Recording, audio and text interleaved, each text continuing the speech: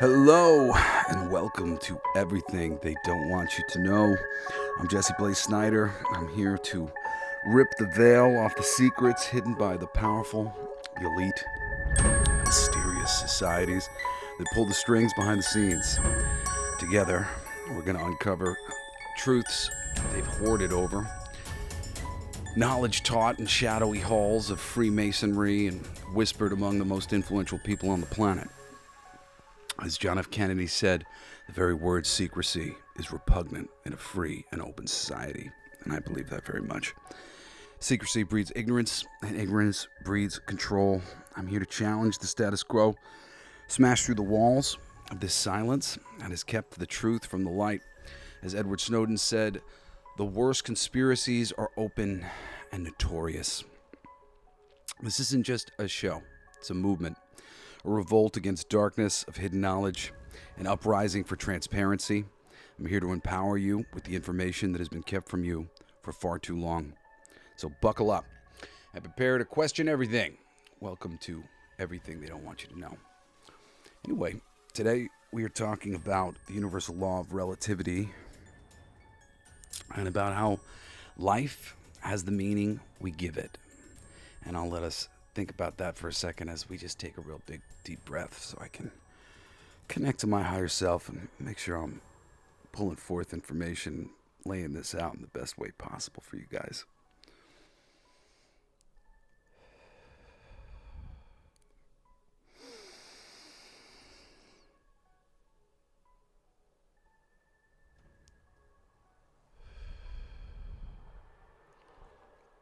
All right, so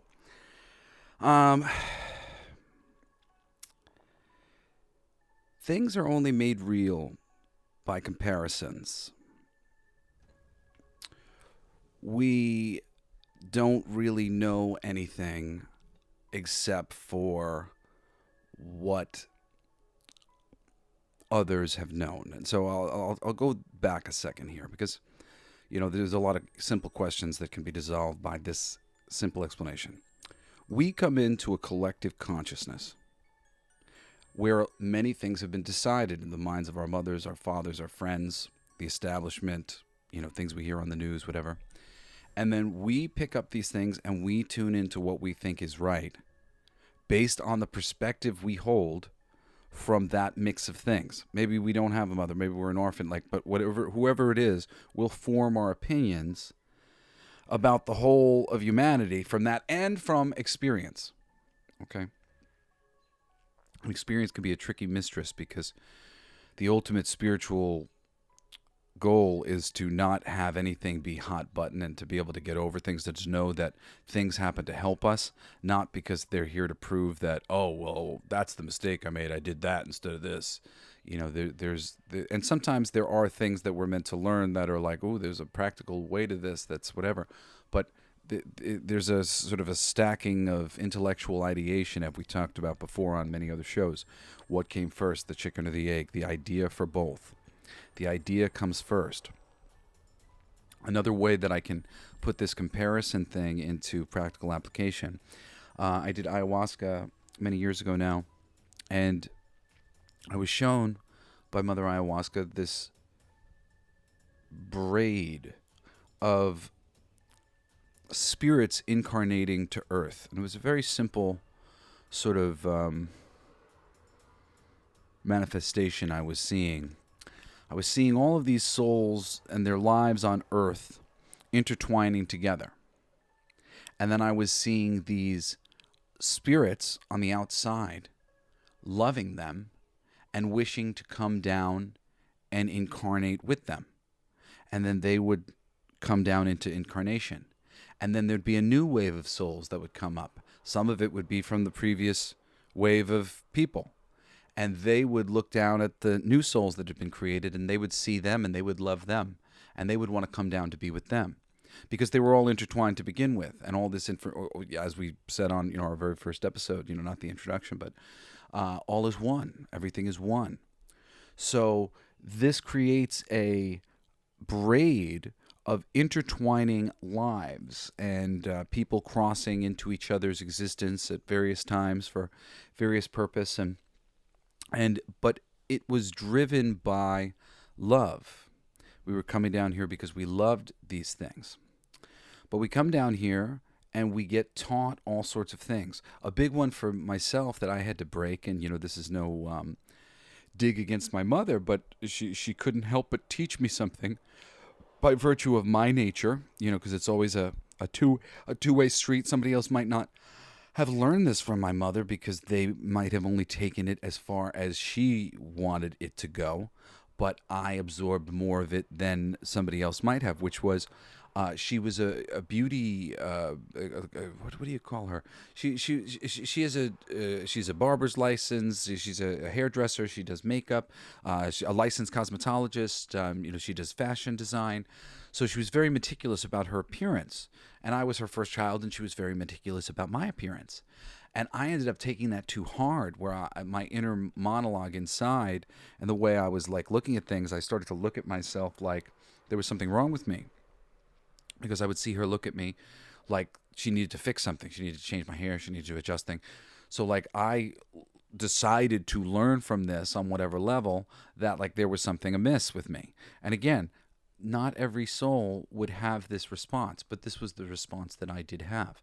So I had to change my mind about that, and and I did it in a lot of like really like strong ways when I was younger, but I made a lot of peace with it when I got older, because I realized I was like, I was concerned about my appearance and I didn't want to be.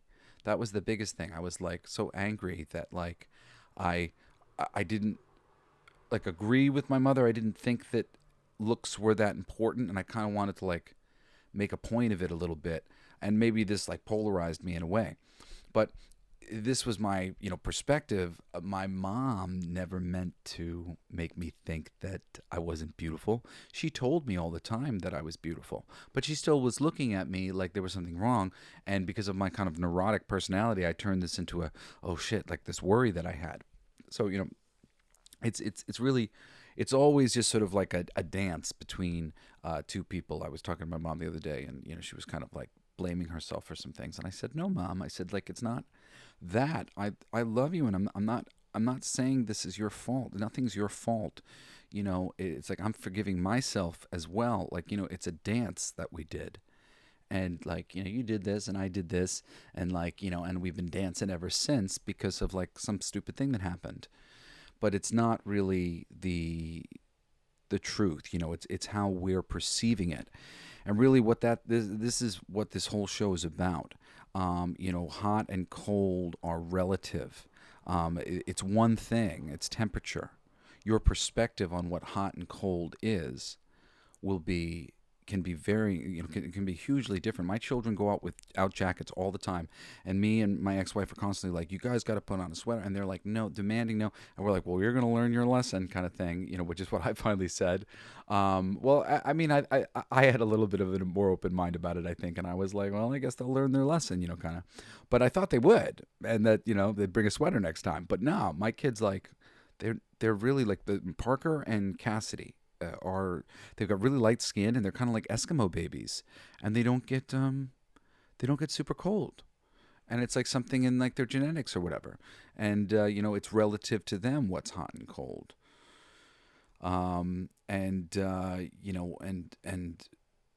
Wim Hof is a great one to talk about. If you know anything about Wim Hof, he's goes out, teaches people different breathing methods and sort of attitudes, and you can really change your mind about so many of these things and survive all sorts of temperatures, as has been demonstrated by him. I got super excited about some of just the health benefits of some of the Wim Hof things. He's worth looking into as somebody who wants to better their life.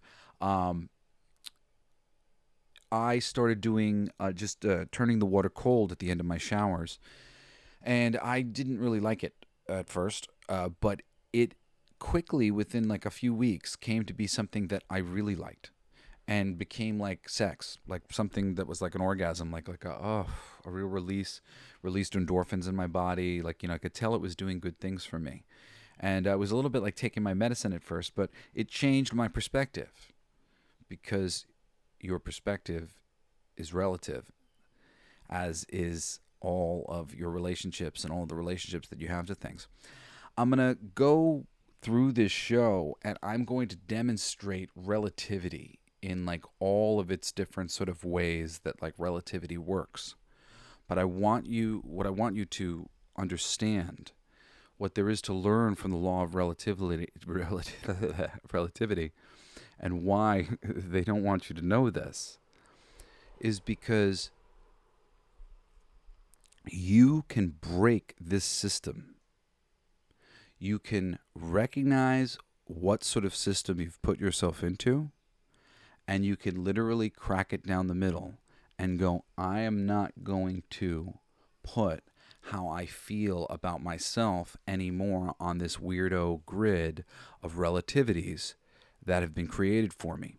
Okay, and I'm going to show you how relativity is sort of like created all across of like entertainment and everything else. And it's wonderful. It's the things that make entertainment really wonderful is the relativities. And relativities are great because they can teach us so much. And I'm going to teach you about that by the end of the show. I feel like this might be like a slightly longer show because I have a lot of things to talk about. I made a lot of notes coming into this, and there's like a ton of really good things to talk about. So, a lot of these things are going to be sort of useful bits of like conquering relativity. Some of these things are just going to be demonstrations of the inherent nature of relativity in reality. But all of these things together should arm you with the ability to really change the way you're viewing things. And I'll add that personal experience at the end of the thing. My bio. Okay, I'll talk about that later. All right. So what do we got here? I'm just going to be like cruising along with my notes. Skid Row getting into heavy music. Okay. So I really like the band Skid Row, 80s band. Sebastian Bach, he's a singer. He's a fucking incredible vocalist.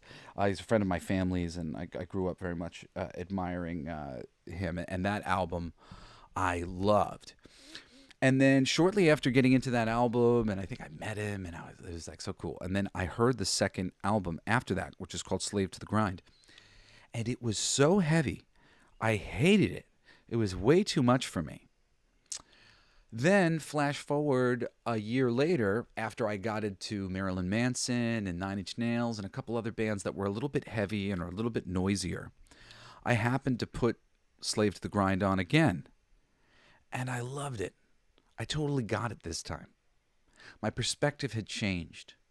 Some other people had sold me on some of the things that they were doing, some of the heaviness, some of the distortion, whatever it was. I got like sort of a better sales pitch on it. And their sales pitch might have been fine if it was the first thing I heard, but there was like some built-in disappointment because I had certain expectations. Expectations is part of your perspective, part of your relativity of like the things that you're going to think about, of the way you could think about your life, and we'll get into that too as we go through this. But I just thought that was a really wonderful story in bringing relativity into your minds. I used to get into an argument all the time with my ex-wife about Christmas because she just kept like, from a positive perspective, I could say that she was just swinging for the fences and going over the moon for these kids.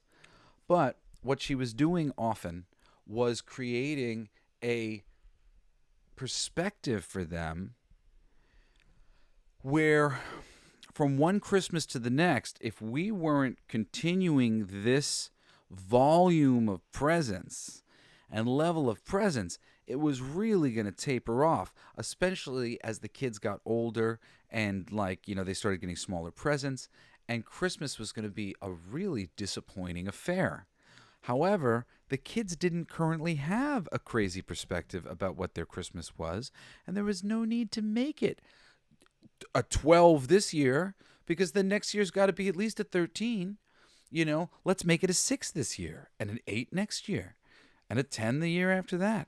And maybe we'll eventually get up to the 15s and the 16s. But we don't have to go straight from the 2 and the 4 to the 12 because they seem a little bit more and they asked for a lot more things. It's all relative, their experience, if you can maintain what their experience is.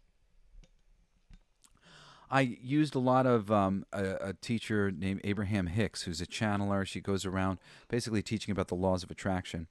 And when I was starting to have different trouble with my children, I realized a couple things. Like I remember I was yelling at them about crossing the street because they weren't looking, and I'm just like blood curdle. Like, are you kidding me? You're like, fucking, you got it. Oh my god, because what was happening was we went on a long bike ride, and it was just block after block after block after block. So I started out, nice and like relatively calm, and I'm freaking out. And I really start to freak out at myself because I realize that everything that I understand about the universe says that by freaking out at my children like this, all I am doing is sending a message to them silently that I don't trust them, that they can't handle their own lives, that they're going to die. They could die at any moment. Like, that's the energy that I'm giving to my children. And I knew that was all wrong. And I went to Abraham Hicks, and I don't remember what I typed in, but I typed in Abraham Hicks and some keywords with kids. And I saw her giving some advice to some lady. And I don't remember her exact words or anything. I'm always terrible with that. But the gist of it was that, like, well, you need to sort of like prepare yourself ahead of time a little bit so that you can create a situation where it's easier for you to do what you need to be doing, which is affirming to them that they're okay and they're safe and their life is in, they're responsible enough with their own life. They don't have to worry about, there's no danger, you're not conveying anything bad to them. So I went out the next day, and I remember I lined them up a certain way. I don't remember exactly what it was. I think I had my oldest daughter in front and my oldest son behind her, and then my next oldest child behind them, and Parker in the rear, my youngest daughter, and I was behind Parker.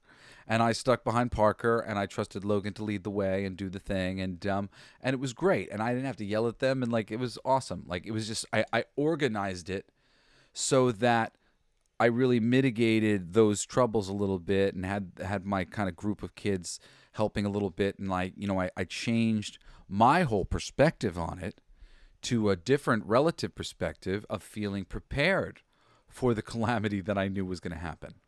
And it's interesting. There's a whole scale that I literally have been working with like crazy, just kind of going back and forth to it whenever I get a chance.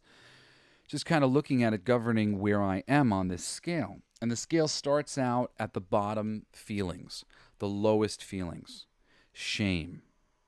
Then a little better than that is guilt. A little better than that is apathy. A little better than that is grief. A little better than that is fear. A little better than that is desire. A little better than that is anger. A little better than that is pride. A little better than that is courage.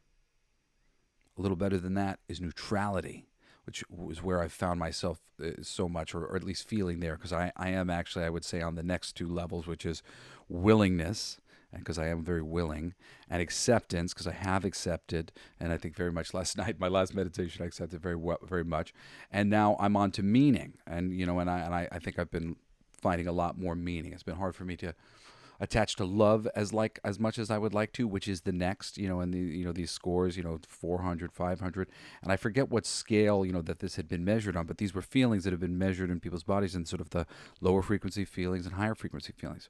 But even higher than love is joy. And even higher than joy is peace. And even higher than peace is enlightenment. And that's where we all want to go. We want to head to these other places. And these places on this scale are relative to one another in many ways. You will see as we go through so much of this stuff, all of the relativity that exists all around you in life.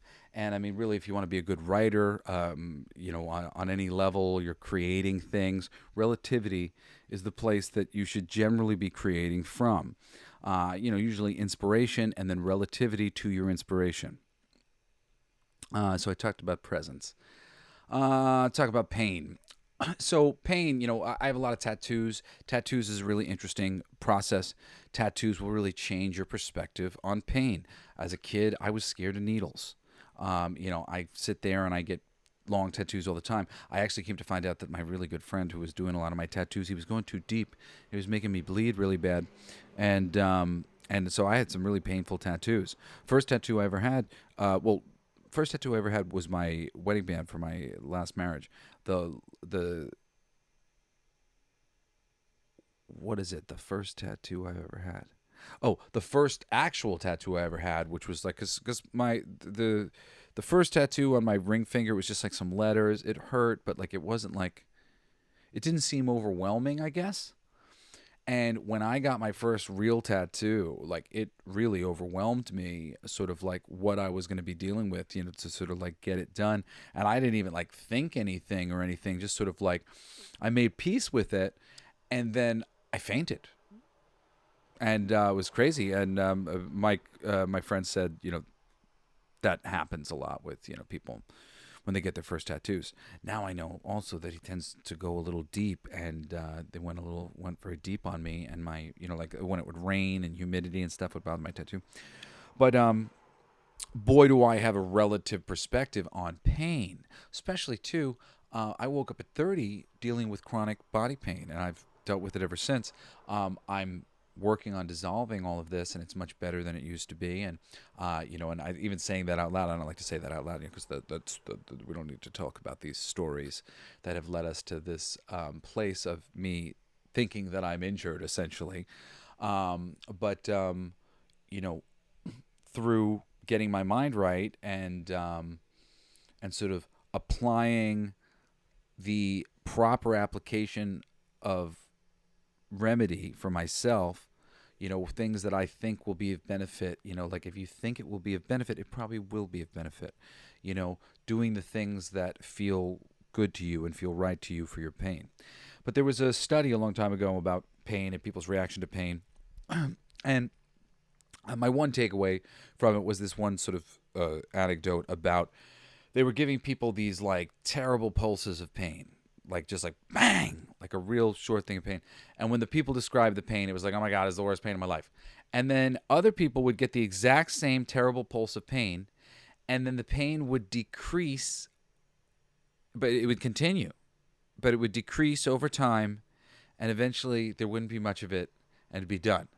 When those people described their pain, they didn't describe it nearly as harrowing. For the other person, it was just fuck, terrible pain. That was awful. Oh my God, that was like the worst pain I've ever experienced in my entire life. Then the other people were like, thank God it's over. Well, yeah, it started off bad, but like, it was okay by the end. I don't know. It hurt, but from their perspective, with having something to compare the beginning pain to and the end pain to, it changed their perspective on that beginning pain, which was same for the people in all of the studies. So everything in your existence is a relative experience, and ultimately it's relative to past experience. It's crazy when I say like, oh my God, that's like the most pain I've ever experienced in my life, because I've said that before. But up until then, that was the most pain I'd ever experienced in my life. And you can generally find somebody to make a relative comparison to your life that really lifts you up. I did a demonstration in one of the classes that I did. I talked about, I did a Universal Laws classes. There's like 14 episodes of them on YouTube on blacklightdistrictstudios.com, where you can find them. They're free. And one of the demonstrations I did, I drew a little cube on a piece of paper, and then I drew a larger cube on the piece of paper next to it. And I labeled the small one small and the big one big.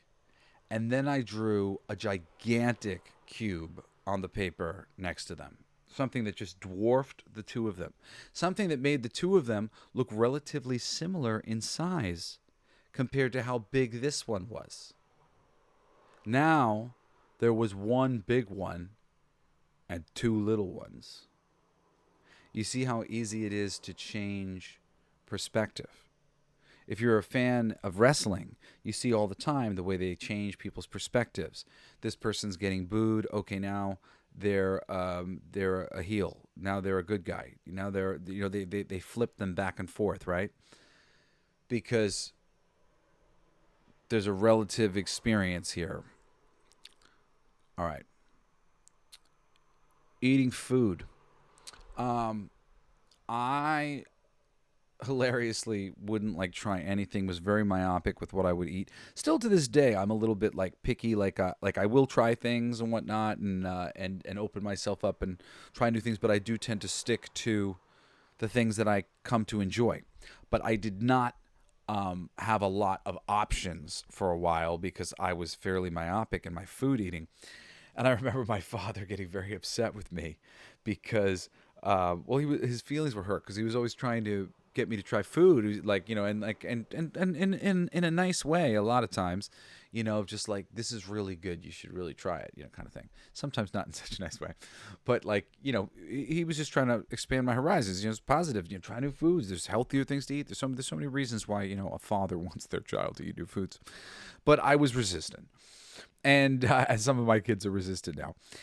But I did change over time when I essentially met my the girl I would marry, and I was trying to impress her father. And they started going to sushi restaurants, was one particular one. And I would get like cut up steak, like give me like the steak kind of presented like sushi and stuff. And the dad would be trying to get me to try these things, and I wouldn't be doing it. But I'm like, I want to impress the dad. I want to be in with the dad. So like, all right, I'm going to try things. And I got into sushi so hardcore. I love sushi now. Sushi is like one of my favorite things to eat. Granted, I try not to eat too much of it because heavy metals are not great for our bodies. And sometimes I'll say sometimes you can get some things like that from those things. I don't want to perpetuate these silly stories, though, because you can overcome anything. But metals ideally is the type of thing, if you're looking to cleanse yourself, cleanse your body, like help yourself to open up as a sort of psychic being, because we all are in our own ways. I highly recommend metal cleanses of any kind. I had done like a cleanse where I would do parsley and cilantro in my shakes, and I hate the taste of cilantro, but I would cover it up with a lot of dates and blueberries. Blueberries are a really good one, wild blueberries in particular, not just general blueberries, wild blueberries. Very good for your health and for helping to cleanse your system and whatnot. I would recommend that very much. There's so much great information out there in the world, and there's a book in particular that I would love to recommend, but the name of it is escaping my lips at the moment.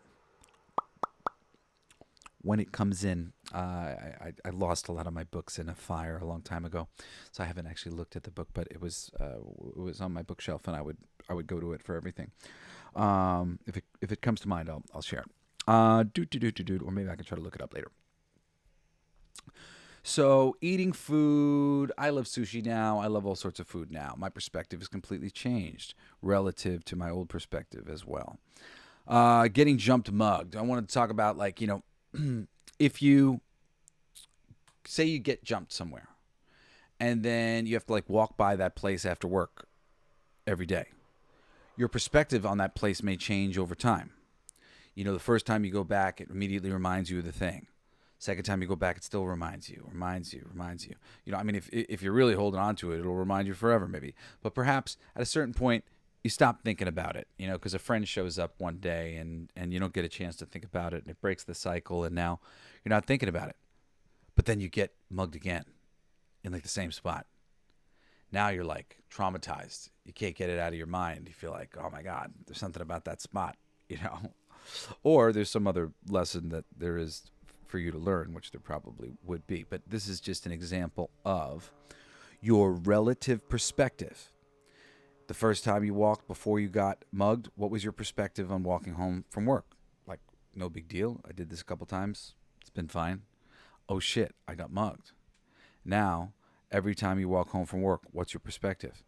It's kind of tense, gradually getting less tense. Then it happens again. Oh, now it's newly really tense and stronger this time, right? But all relative. Every single time you walk home from work, you are either lessening the tenseness that you're feeling about this situation, or you're raising it up. And it's all relative. And this is happening all the time. We'll get into correspondence, which is another universal law in a later episode. But that's enough for you to understand what's going on there. Relativity, what is possible? Raining money. Money can come in all sorts of ways. Yeah. So I talked about this in the Universal Laws, 13 Universal Laws with Jesse Blaze Snider. Like I said, if you go to Blacklight District Studios YouTube, you can find it. And about sort of having a limited view of how I could get money. That I had like this idea that it could only come a certain amount of ways. And beyond that, like all ways were blocked. Like basically like if money had never come that way before, and these are the ways that I know I can get money. But it was very like limiting, like that I didn't really believe that it could come from anywhere else. And I basically said to my spirits when I was meditating one day and tuned into God or fucking my higher self or my guiding angels, whoever it was I was talking to. But I said, well, money's not just going to fall from the sky. And they said, can it? And I thought about that for a second. And like really quickly, I guess I had an intuition or, they sort of pointed me in this direction. But I saw this sort of like scenario play out all of a sudden of this drug runner who was transporting money from a huge drug deal across the country, and he's flying this plane. And he's like, basically ends up hitting his head and having to jump out of the plane because the plane's going to crash. And, and he basically like jumps out, loaded up with all this money that he had from the airplane. And then the airplane starts spinning and the money starts flying out in all different directions from inside the plane. And this guy hits his head and he starts spinning and the money that he's got on him starts flying in all every direction. And before you know it, it's raining money. It's raining money. It's raining money all through the sky. And I like wrote this story immediately, and it's based on an old kind of feel from old rock and roll songs, but I'll share a little bit of it with you. But it was like this: plane set out one day, loaded up with weight in gold, heading off to somewhere sketchy. You and I may never go. The pilot got in a spin, he was cashing in his chips, tried to save his life half a dozen times before death took him in. It's raining money. And then it goes back over to the hook, and the second verse talks about him hitting his head and all these other things. But it was just an exercise for me spiritually in practical thought and visualization of the fact that really anything was possible, and money could just fall into my lap, in all sorts of ways. Could be digging a hole and I find a chest, and oh my God, there's money. And when you really start to understand the way relativity kind of works and the nature of like the oneness of everything, and that sort of Batman to Joker and Superman's got his Lex Luthor, like everybody's got their relative energy, and the things that we think and create and the things that matter to us tend to come into our lives in one way or another, often in terrible ways. My past 6 years or more of my life have been loaded with the most difficult situations of my life. And I don't think that everybody would necessarily see it that way, but it's because they're very specially made for me. I, as a father, want to see my children every single day. Getting divorced and not being able to wake up with them every day. Oh my goodness. It was so devastating. It kind of devastates me a little bit that I can say it without crying right now. But I had to change my perspective about so many things because it was destroying me. It was destroying me to just live under this perspective. but there was a relative perspective of being at peace with it that I was able to move to. And there's always a relative perspective that's positive for any negative perspective you might find yourself in. And I'm going to give you guys a tool to help yourself with that by the end of the show. So money can come in all sorts of ways. I changed my mind. Oh, this was cool. So I had a really cool experience. Shout out to O'Malley Studios, who went to bat for me as a creative person who was working with them on a show called Food Paradise. We had done, I think, a couple seasons, 13 episodes, and there was a new executive brought in. They were going to change it to a host, and they were going to make it a countdown, and they were getting rid of me. And basically, my people pitched them on me. They were like, Jesse's a really great host, and like I helped them pitch them on me, but they didn't go for me as a host.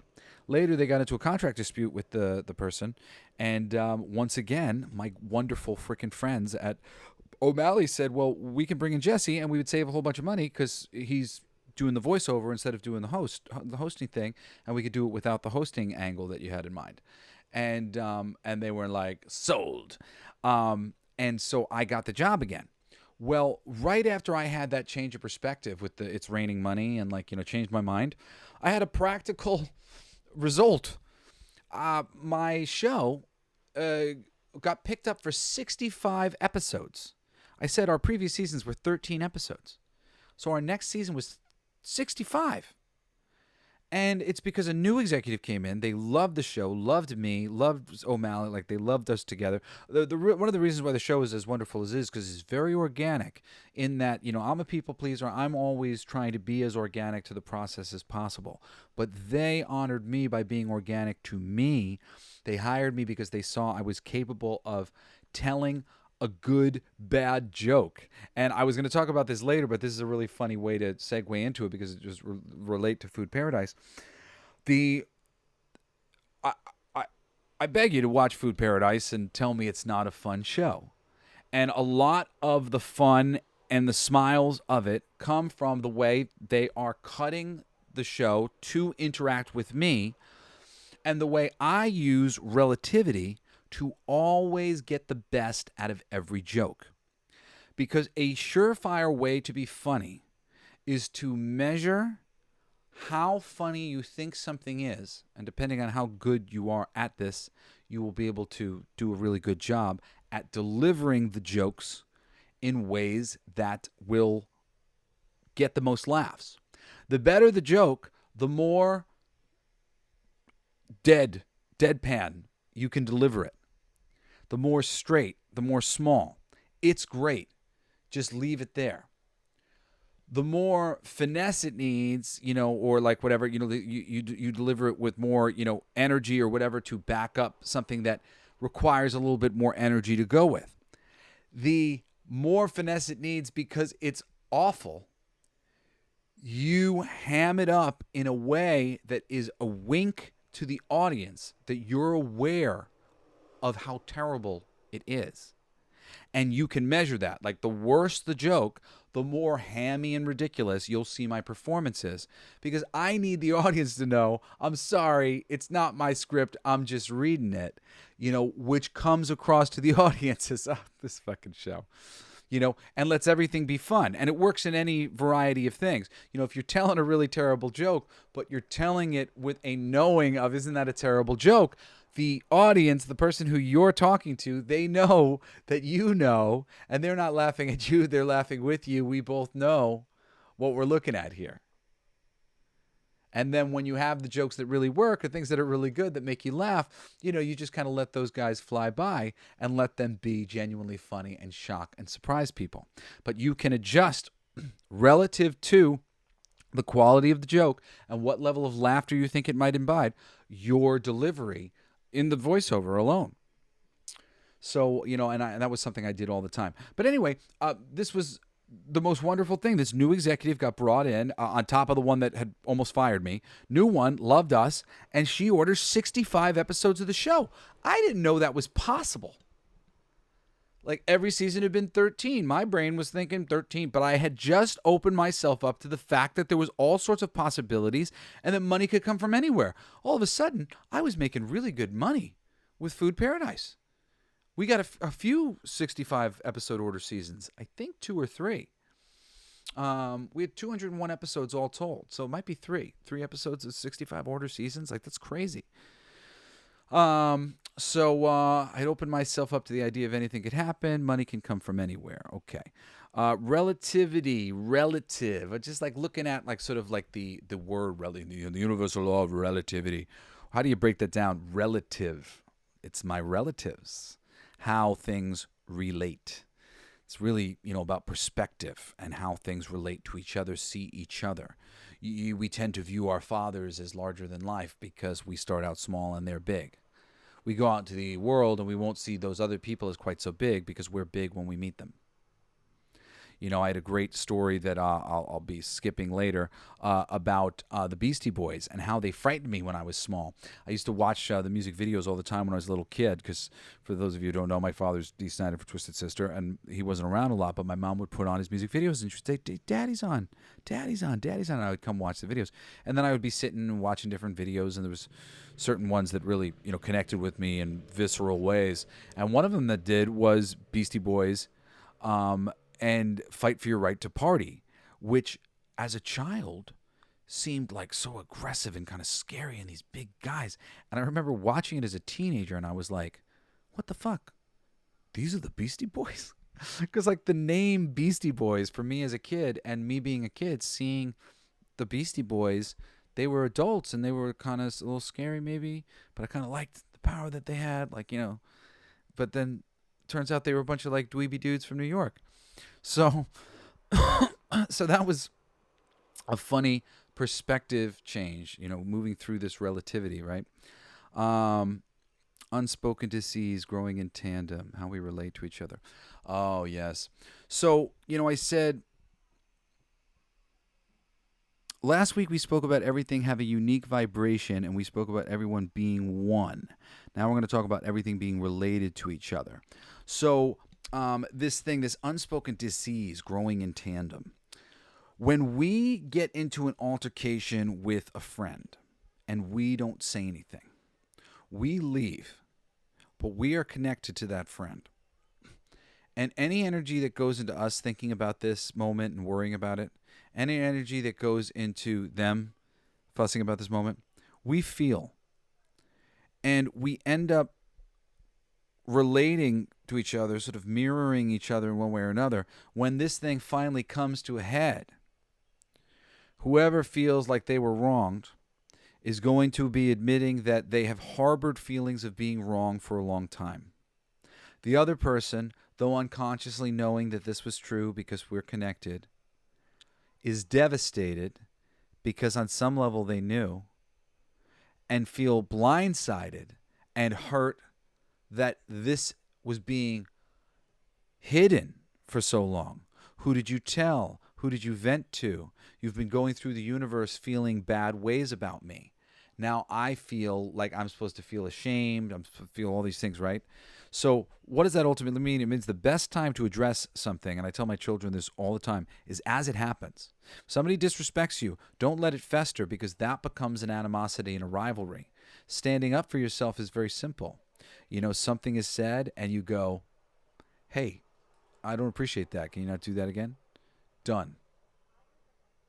Always the best thing.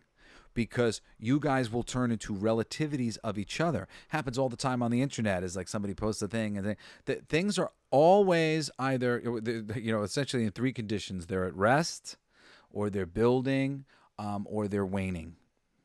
Right? So if something is going on, it's generally not at rest. So what is it in? Is it in the blowing it up stage? And maybe the person on the other side is trying to de-escalate, and then so it does de-escalate. Or maybe you guys both get into a pissing match, and now it's escalation, escalation, escalation. Where does it lead? You dox them. You try to call the cops on them. It's like things can continue to kind of swing, especially in silence, when people aren't like able to communicate properly and in proper time with one another. And that's kind of a problem with social media too, because you can send somebody a message and they cannot immediately respond. And even like, if a day goes by before they respond, Now you're like, oh my God, have they been thinking about this all day? Were they mad about this all day? It's really easy to read into text messages and read into any message. And remember, your experience and your read of everything is based on your evaluation of other things and past experience and all these things. Remember, past experience is not a great predictor of future experience. God, the universe, however you want to think of it, will challenge you in all new ways if you need it. And any door that was closed yesterday will be open immediately when you don't. And that's just the facts of reality, unfortunately. And sometimes, you can force a certain outcome or whatever it might be, but things always come back to an equilibrium. And so often, people get rich so they can learn that wasn't the whole thing. Have success. At the end of the day, a bum on the street can have a perspective that he's fine and he's living his best life and he's happy. And if he is, great. It's not for us to take that away from them. And I'm really going to try my best on this show not to point you to useless stories of negativity in the world that are going to take your power away. I want to give you power by helping you to recognize the fundamental nature of reality that you're in, which is your fundamental nature. And how, if you understand this stuff from a higher perspective, you can take yourself out of this loop, okay, of swinging back and forth in the polarity by recognizing the reality of everything's relativity to each other. Everything's related. Some things are more strongly intertwined. Yeah, friends and family, you have really strong connections with those things. Particles get intertwined all the time. There's so much in quantum physics that will explain relativity and many different things. And it's funny, Albert Einstein has two different versions of his theory of relativity, I'm pretty sure. And you really got to read more deeply into some of the things that he thought, because his so many things that have been put down by him as like sacrosanct in science books as one way or another, oftentimes you'll find that he actually had another theory as well. But it was chosen by the academia that this is the theory, clearly. But he actually thought that no, it could also be this other thing. It could also be this other thing. And he was very open to a lot of the concepts that I'm talking about right now, even though so much of foundational knowledge of the universe is based on things that he said could have gone one way or another, that they decided to lock in one direction or another. I got the door open, so I've got fresh air, and I think a mosquito might have flown in, and now I'm freaking out, man. No, I gotta be cool and I gotta be zen. No, I just don't want to get bitten while I'm doing my show. Okay, so everything is unique and relative to each other. So important, like a clock. Oh, so I was talking about this is a comparison I make a lot about a clock, and that there are all of these cogs in a clock that are turning and spinning and whatnot, that's helping the clock to tell the right time. And if you were to remove one of those cogs or change the size or shape of one of those cogs, you'd break the clock, because everything is carefully put into place here. That is what's going on in our reality. Everybody is a piece of this perfect clock relative to one another. There is a white version of you. There is a Hispanic version of you. There is a, there's some, and even though at the same time I think we're all very unique, but there is some sort of antithesis and many antitheses. And if you don't know what the word antithesis is, it's like the complete opposite, but it could be the complete opposite in just one very particular way, or the complete opposite in many ways, as I'm going to talk about in a little bit with Batman. But yeah, the clock won't tell the right time unless everybody's doing their thing, because we're essentially like a weighted magnet system, which is why so often there's so many one in a million things that seems like, how did that fucking happen to me, or whatever else? What are the odds of this? Well, the odds of it are good, because you're actually entangled energetically with anything that you're vibrating similar to. So you're going to meet up with things that you have a similar shape vibrationally. when we one day get into elementals, you'll find out that, sort of elemental beings are just like a fish bowl that contains the idea of the thing. The spirit of the crows is essentially the spirit of the crows. Well, spirit of the crows is essentially the spirit of all crows, because all of the crows are governing a similar genetic system that only has so many fucking choices, and they're basically shaped approximately the same way. Well, larger than that's the spirit of the birds, and the spirit of the birds is governing all the birds because all the birds are ultimately shaped a similar way, though there's some variation. Blah blah blah. This is the larger governing mind systems, which is a system that is in place, which ultimately goes up in a tier up to God, which is the fishbowl that everything's fucking contained in, right? So it's just a simple system of like, this is the containment unit of the mind. Anything beyond that is outside of our need to know, in terms of like, it has no bearing on this reality and this dimension. And there are higher dimensions and higher forms of God and higher, because everything just goes on for fucking forever in a layered bit of dimensions on top of each other in different frequencies, because there's just an infinite number of frequency. So everyone is special is what I want to really get to the point there. It's like, I'm like, I don't understand why we forgot that. I remember when they introduced that, I loved that idea. And then I remember comedians immediately sort of like making like a joke about it, like people weren't special.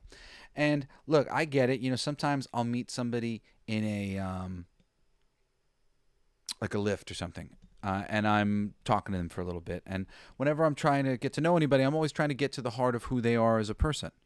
And like, what do they love? What are they trying to do or whatever? And occasionally I will meet some seemingly very wooden people. But just because I wasn't able to open up that person's heart and get them to talk about whatever it was that might actually be their passion, doesn't mean that they don't have a unique experience going on. Whether it's a circumstantial unique experience that is like, chaining them in one way or another, that they're learning valuable lessons to grow as human beings, because that is ultimately the goal here. Everything on planet Earth, this is like, as many spiritual teachers will tell you, a school. And we are learning and growing and trying to raise our vibration. So, all of these experiences are going to teach us something, and they could be having some experience that they wouldn't want to share with me, but it's a very unique experience that's teaching the mind of God something interesting about experience, particularly human experience. But I'm sure also the experience of all the other things that were interacting with that human while they had that experience, which includes all the inanimate objects, which have a different sort of consciousness, but you might even think of it as a higher level consciousness in many ways, because it's just like very much connected to the cosmos and totality and at peace and whatnot. Or the vegetables and minerals and fruits and vegetables, fruits and trees and plants and bushes and shit that might be there that have a consciousness. Or if there was a squirrel who witnessed what went down and what was their experience like, experience the thing that you experienced. So the mind of God is all those things. All of those experiences are collected into one giant database, which is essentially God. It's just basically the thing with the highest perspective for our reality, right? And just think about yourself as like how you've become a better person, a better businessman, whatever it is, as you've changed your perspective and you've realized, oh, wow, the business actually isn't really done like this. The business is actually done like this. All right, well, the only way I'm going to be able to make money in the business is if I do it like this. Or the only way I'm going to be able to make it up, the thing with the manager, is if I pretend like I'm into wrestling, or I get into wrestling. Like, you find your way into like a system, you make a relative change. All creation is stacked on top of each other, something on top of the nothing. The physical world on top of the idea world. They're stacked on top of each other between dimensions. Yeah, so I mean, everything is relative in that regard as well. It's like the idea relative to the execution of the idea. And then all of the various ways that the idea might have worked itself out in the multiverse relative to how it did for you. The relativity is just no bounds. Small. You say something is small compared to what? We did that thing before about, the 1, 2, 3 blocks. The huge block is big. So then what's the other big block? Right? Having to change our perspective on what it means for this to be small and that's big. Well, that's huge, right? Or something. So we have to invent a new word or invent a new idea or have a new perspective on the relativity of this small one and this big one, which what a good perspective that does give you, right? And just think about, something like the perspective of the animals. They're walking around on all fours, heads close to the ground, often with better olfactory systems than we have, smelling things more in communication with the world in that way through their nose and all the flowers and all the smells that might come into their world. Also, their stature, you think of a squirrel or a dog. I mean, most animals are significantly smaller than a human being. You think about a bug, and a bug that's looking with, like, say, a fly that's looking out through these eyes that are multiplying the thing. There are so many different perspectives on the universe and so many different ways in which to interact with and know reality. We spoke about relationships a little bit last time, relativity to, a good person being somebody who's a balancing force. That ultimately, we came from this nothing that was at rest, and then, like, the mind came on, and the mind is sort of like the mind that is God is balanced by its connection to that force of nothing. But for us here living in the mind, we have to become conscious of the fact that we are this mind that requires to connect to that balancing force. Granted, we don't have to do this through a spouse. We can be the balancing force in ourselves. But often, relationships, whether it's friendships, relationships in your family, relationships to friends, they will be balancing forces for you. Sometimes in just one degree, in one way or another, which, again, we'll talk about a little bit, like in kind of a clear example with Batman in just a little bit. And I'm going to go over what my normal hour is here because I've got a lot of stuff to talk about, and, this stuff is all really good. So we talk about relationships. Relativity shows that whatever reality you may be living, that the antithesis of it is always possible. Any new possibility is created, comes with an antithesis of that possibility. And I'm going to show you a really cool meditation at the end of this thing that you can do to, like, really bring out the truth of this and get the most out of it. The 5-minute mile. There was a long time where nobody believed that anybody could run a 5-minute mile. Shortly after the 5-minute mile was broken, that barrier was broken, like a dozen people broke the 5-minute mile, and then tons of people broke it after that. So this thing it's very silly. This is a measurement of, what can be done. There's a whole book about different extreme sports and all the things that were thought to not be possible that, gradually speaking, became possible and were done at various events, from kayaking down mountains that weren't possible, waterfalls that weren't possible, and doing flips and tricks that were deemed too dangerous to ever be done and stuff. I mean, like, just things are possible because people change their minds. They get their relativity changes, right? When you get into the flow, which is a place where somebody like there's a mountain climbing movie, I'm forgetting what it's called, Free Solo, yeah. And it's all about how this guy gets into the flow state, and he climbs without gear these mountains that have never been climbed without gear, just finding his place and finding his way and slowly just getting his way up, attached to this mountain and, like, focused on what he's doing. And, I'm sure there's somebody who's fallen and different things that have happened or whatever else, and somebody got scared or whatever it might be. But what is enabling these people to do this is a relativity shift inside of their minds, where they go into this flow state that is not stopping them with all of these ideas that they're going to fall. And, mountain goats and squirrels and so many other animals are climbing things all the time, and they're not falling down. And it's like magic. It's like, how do they do that? They must know some sort of secret that we don't know or whatever. Like, well, these Free Solo guys seem to know the secret, ultimately. We talked a little bit about counting last time, and this, goes for measurement as well, and just sort of the way, perspective, shape of things. You could say that something is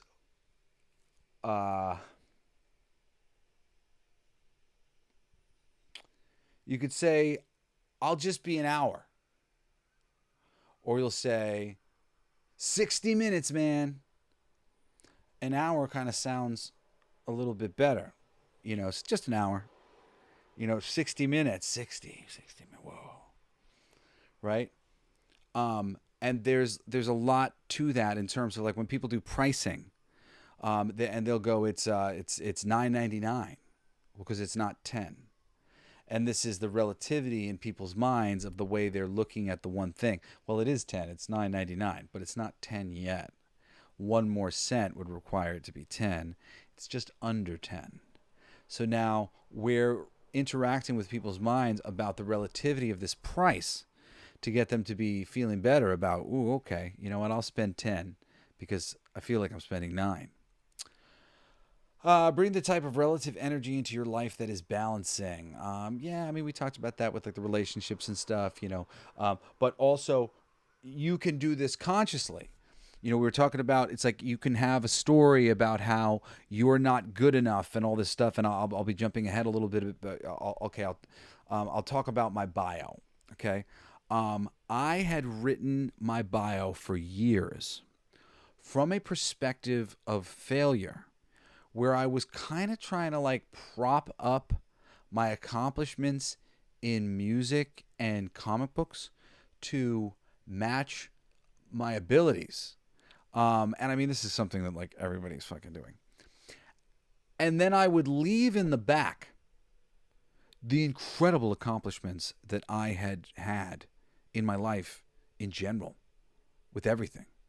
Like I've done crazy stuff. I'm one of the largest, like biggest voiceover guys of my generation in terms of breadth of different companies that I've worked for, and then amount of voice of campaigns that are like the amount of companies that I represented as the voice of this company for years.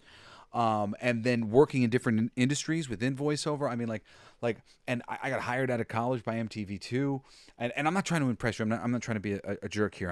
I'm talking about how my low self-esteem made me look at my life as a failure because I was looking for certain things like that I was really wanted to be able to say, and because I couldn't say those things, I was feeling like it was like I'd like kind of failed. And when I got my head out of my ass and got spiritual in the right way about my life, I realized that my life had just been loaded with so many freaking successes. I'd won awards for writing, and I'd been published by Marvel at a young age, and I've lived every professional dream that I've ever had. Everything that I've ever wanted to do, I have done it. Not always in the measure that I wanted to do it, but still, and I've been recognized for the quality of the stuff that I've done, and yet I was not satisfied. But when I rewrote my bio in this new way, boy, did it change my perspective. And it made me go, man, like I've been a success this whole time. And I just couldn't see it that way because the success in my mind looked like XYZ. And, changing my perspective, it's a relative perspective, that thing, to be able to move into some peace and looking at the success you've had as opposed to looking at the struggles that you've faced with the things that you loved most. That's not always the best way to go about it. Maybe it's time to change the way you're looking at things. We talked about Wim Hof using breathing, adjusting perspective. He has a relative to him. The temperature is getting used to the cold water. Yeah, getting used to cold water, whatever. Relativity, jumping into the pool, changing my mind about Fortnite. Jumping into the pool is a really good example of to really change your relativity. It's a slow and terrible thing walking into this water and it's cold and whatnot. But as I learned staying with my friend recently, Sam, I just made myself jump into the water. And I felt myself, as soon as I went fully under the water, my whole body temperature would just sort of try to make a major adjustment to compensate, as opposed to like a minor adjustment to compensate. And I immediately felt more comfortable in the water within a moment of being in the water than I was when I first hit the water. So there's like a shock for a second, and then it goes through. So jump into the pool. I changed my mind about Fortnite a while ago with my kids. I had this attitude that I sucked. And I finally realized, you know what? I think part of the big problem here with me in Fortnite is that I'm acting like I suck, and I'm kind of panicking whenever anybody shows up because I think I suck, and I just got to change my attitude and calm down and be I'm good at this. And I did, and I'm fucking great. My kids think I'm really pretty great now at Fortnite. Perspective is power, and it really can be just like the thing you need. The placebo effect is very real. And you can lie to yourself. I used to tell people, it's like, fake it until you make it, and convince yourself that something is true. Sometimes you have to do that. And I've done that many times in my life. I wanted to talk about, Batman, and, as a look at the different relativities that you can find, to a person. Let's use Batman as sort of an example, right? We'll put Batman in the middle of like a pie chart, and down the left side of the pie chart will be all the bad guys, and down the right side of the pie chart will be all the good guys, right? So at the peak of badness, we'll have the Joker, okay? At the peak of good badness, we'll have Red Hood, who, after being nearly killed by the Joker, has a violent streak and will kill people, as the Joker will. On the good side of things, we'll put Superman. And then, I'm trying to think of a good example. Oh, and then we'll put Catwoman. She's a thief. She doesn't kill everybody, right? Then on one side of things, we could put somewhere in the middle, we'd put Harvey Two-Face, because he was a friend of Batman's that is now an enemy. And then on the other side of things, you could put somebody like, I'm trying to think who is a good example. There's been, Catwoman I already used, but any bad guys who have become good guys. I don't have a good example of that at the moment. Oh, well, Harley Quinn is an example of that right now. Ultimately, they've made her an anti-hero. So she's kind of like, she used to be a bad guy. She knows the bad guy things, whatever. Then you could put up a mark for that represented Batman's strength. And you might have Killer Croc there. And then you'd have a portion, and then on the opposite side of Killer Croc, you'd have maybe Dick Grayson, representing the physicality of Batman. Then you'd have a villain like the Riddler on one side of the thing, and he represents the detective mindset, the thinking part of Batman. And on the other side of the chart, you could have Tim Drake, who discovered that Batman was Batman, Bruce Wayne, and legit is a detective himself, and basically is in the fold because of his connection there on that level. Then you've got Cassandra Cain, Batgirl, who is a good guy, a good guy who was raised by assassins. And then maybe on the opposite side of it, you have some assassin bad guy. It goes back and forth of how these things are made. And sometimes there won't be like a direct comparison to these things, but every character is playing against the mania that is the central character. They all work with it. Alfred is assistant to Batman. Commissioner Gordon is Batman's friend on the police force. And then other characters will have other characters who are in their world in relation to them. But all the characters in any given narrative play relativities to one another. The trifecta of Batman, Superman, and Wonder Woman forces Wonder Woman to basically be somewhere in the middle. A bit savage, but ultimately uplifting and hopeful and positive. A little like Superman, a little like Batman.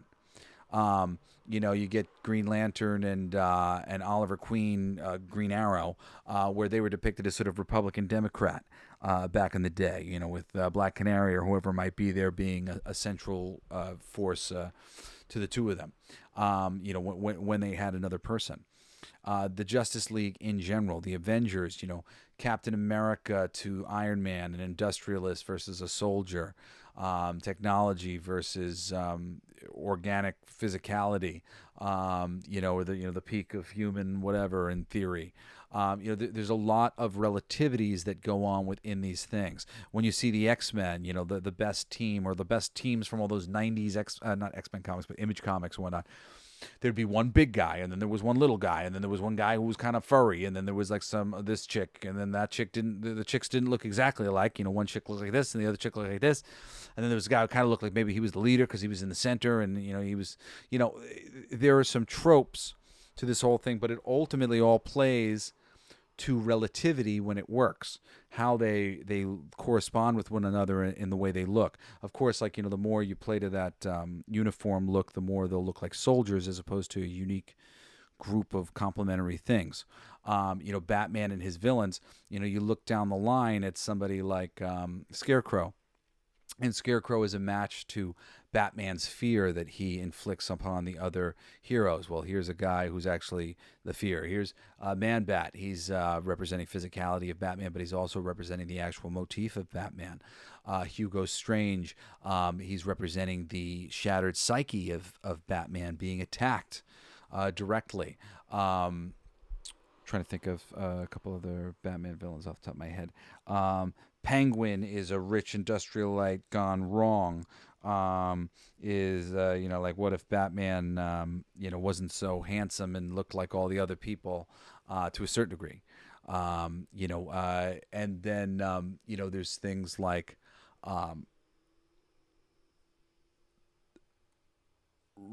Nightwing, who's like a partnership between Batman and Superman. His nature is more like Superman, but he's raised by Batman, so it puts him in between. Tim Drake, comes from the outside. He's a thinker, and he just kind of ends up more as like an intellectual and sort of a neutral part of the affairs. And then you get into the people who are a little bit more brutal on the other scale of things, like we talked about Jason Todd before. Anyway, I think you get the basic genesis of this. And I mean, you could play around with this all day. If I had like a long list of Batman villains, I could do it with a ton of them. I'm just like only coming to mind ones that aren't the best examples, or not as good examples as the ones that I've already given. But, when you have a second, if you're a Batman fan, sit there, look at a list, and like you'll see just how all the best Batman villains really play upon some aspect of what Batman does, what Batman is operating under, and some of them it's really obvious, and some of them it's folded in. But it really generally things don't work unless they're relative in one way or another to the Batman character. And of course, the universal thing with Batman is that Batman is ultimately a psychotic. He's a psychotic that's led himself to do really great things for himself, but he dresses up as a bat and he goes out and he beats the shit out of people. As crazy people do. So, all of his bad guys are insane. This makes perfect sense. So, talking about relativity on the color wheel, if you go look at a wheel of color, if there's art students out there, there's relativity to all of the colors. That's how you make something really pop. You use relative colors because they're furthest away from each other on the color wheel in one way or another. And you can get things to be more balanced and more lovely by studying color relativity, the way in which colors are relative to one another. And what I was going to say before, the comparisons that you might make from our number system with a number system that was based in counting to 12 before you started again. So 12 wasn't 11 and 12 wasn't a 1 with a new 1 because we've gone on to the 10s. It was a unique number 11, a unique number 10, a unique number 12, and then 13 is the new cycle. Well, that changes up all of the new systems, right? Changes up the way we look at the system. So it would be relative, how they were looking at numbers being put forth. And there's a lot of different ways that you could set up these numbers to look at them in different ways. Equaling out the speed of a walkway. Just another interesting, this is like a scientific example of relativity. Say you were on a moving walkway and somebody standing to the side of the moving walkway started to try to talk to you, and you got to the point where you were going to pass them, and you started to walk against the grain of the moving walkway in order to stay near them so you could keep the conversation going. And you were moving at a relative pace to the moving walkway to offset the thing, right? So, but this is all relativity. You see, there is relativity to all things, and relativity can be canceled out and, turned upside down. So let's see. I'm finally getting to the end of my beauteous shit here. Getting towards the end. Time dilation when you're high, baby. but barely any time has passed. So for those of you who have dabbled with psychedelics at all, sometimes an experience, or marijuana in particular, sometimes an experience people have on marijuana that I had very much and was an amazing experience for me, was time dilation, where I would be thinking, it felt like for forever. I was having a whole mess of thoughts and inspirations and things that were going on. And there'd be like a song in the background or something. And I realized that like only like 5 seconds of the song had passed. And I'd been thinking this whole time. And like, I was like, no, man, like minutes have passed. And it was like, nope. And I mean, that was something that really like cracked my brain open a little bit. You know, I was just like, how is that even possible? For like, I was in a time, I'm telling you, I had a lot more thoughts than I could have possibly normally had. So like, you know, there's no, you hallucinate, man. Well, and a hallucination with practical results, I'm able to think more thoughts and accomplish more thinking because of this hallucination. That's a practical that's a practical use hallucination, my friends. So, you know, of course they say, you know, beyond that, and, you know, for me, I have only ever used marijuana as like a spiritual thing. I mean, I've used it a little bit in the past for pain, and you know, to just to, you know, to help me work. But it's been a very positive thing for me as somebody who I didn't even realize that I suffered from a lot of anxiety my whole life. I guess I was very uptight in a lot of ways, and when I got older, I was straight edge my whole life. A lot of people kind of came to sort of recommend it to me that it would be a positive thing, and it was very positive for me.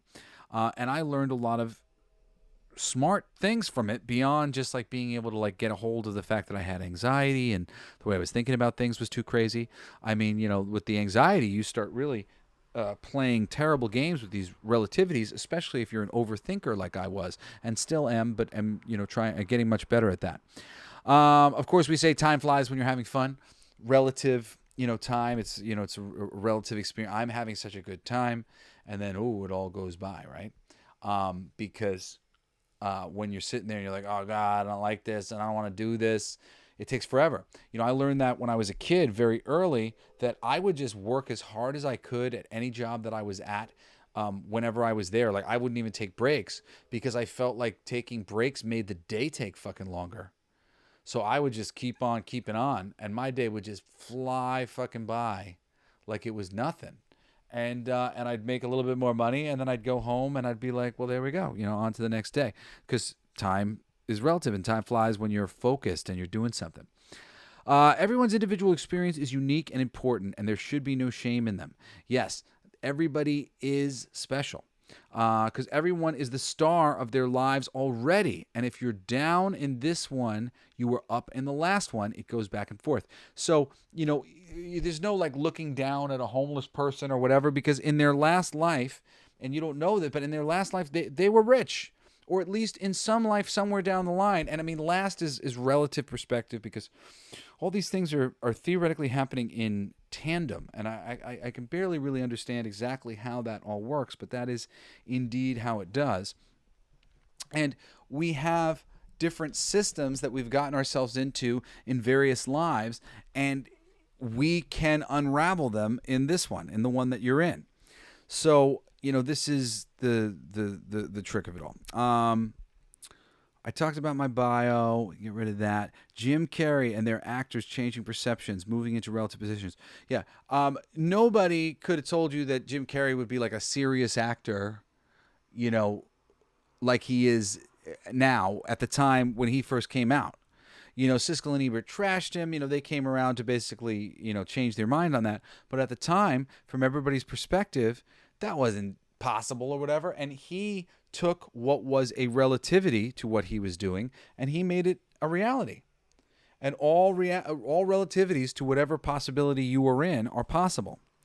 Okay? I talked about using reality to be funny. Okay, so this is the last thing here. And I mean, and this is like really the important thing. I'm going to show you how to like use this shit, okay?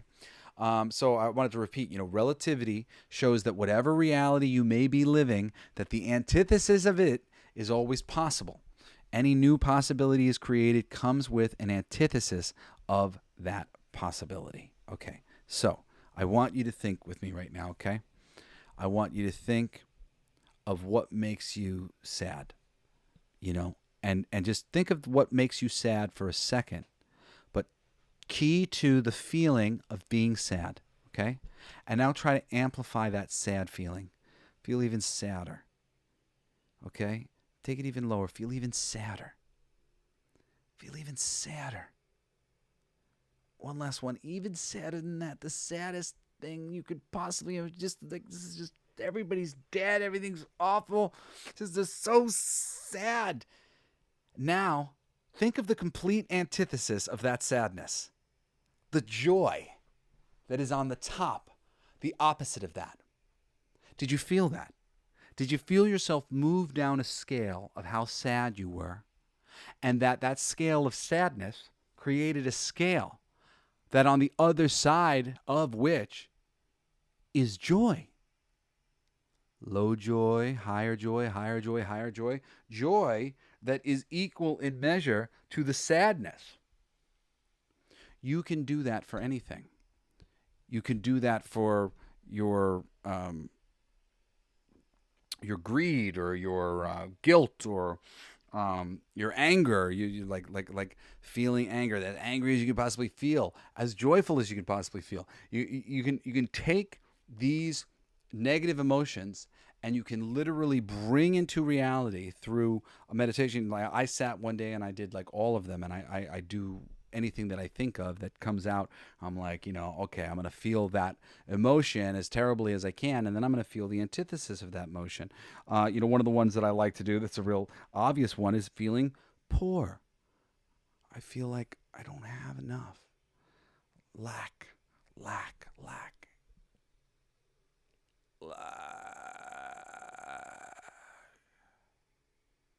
Wealth.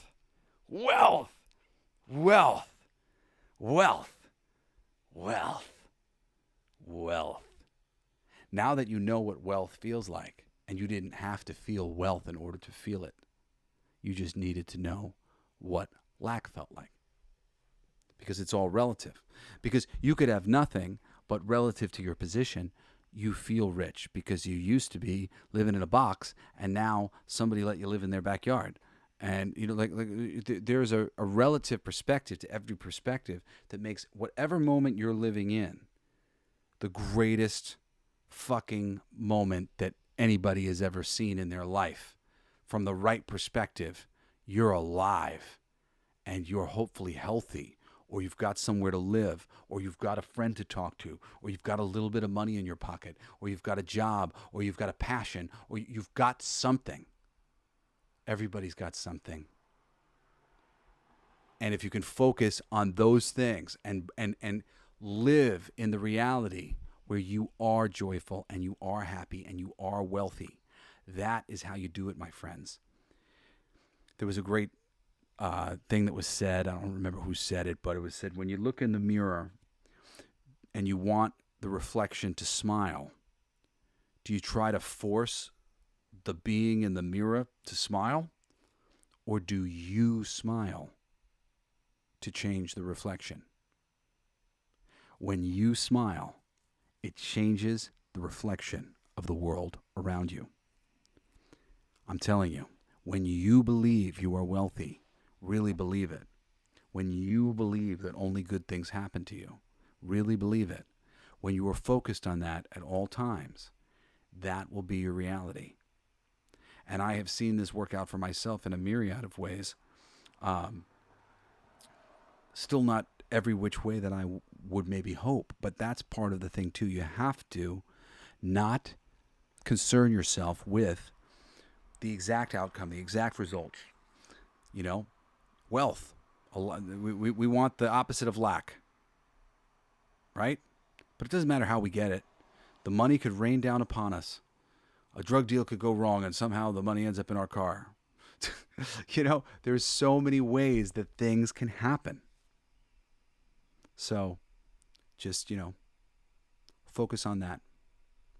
Anyway, I'm Jesse Blaze Snider, and you've been listening to Everything They Don't Want You to Know. I do a few different podcasts during the week. If you're a music fan like me, I do a show called All Your Favorite Bands Suck, which is a spotlight on my favorite bands. I've done 30 of them so far. We had almost 500,000 downloads last month. I'm really excited. Like, the show's been growing, and especially as my treasure trove of great bands that you can go check out, and I've got a lot more still to do and still to come. So what else? Oh, and I was going to say, last week I did Nine Inch Nails. I think that's the latest episode that's out right now. I'm working on DMX, going through all of his shit again, so I could talk about him. On Wednesdays and Saturday and Sunday night on YouTube, on the Coolest Geek Alive stream with Aaron Sparrow, I do a geek culture show where I talk about all of entertainment from my perspective as a professional who's worked in the entertainment industry and comics and in so many different capacities. It's a great show. That one, we're on our way to 1 million downloads a month, which has been pretty great too. So thank you so much for all of our listeners. This is the new show here.